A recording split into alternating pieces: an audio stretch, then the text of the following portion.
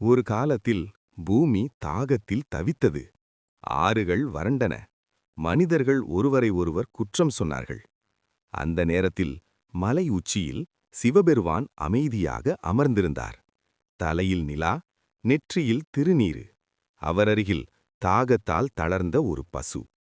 மனிதர்கள் வேண்டினர், ஈசா, மழை கொடுங்கள், வாழ்வு கொடுங்கள். ஈசன் பேசவில்லை. அவர் அருகில் இருந்த ஒரே ஒரு நீர்த்துளியை மெதுவாக பசுவுக்கு குடிக்கக் கொடுத்தார். அந்த ஒரு கருணை வானில் மேகங்களை எழுப்பியது. மழை விழுந்தது. பூமி மீண்டும் உயிர் பெற்றது.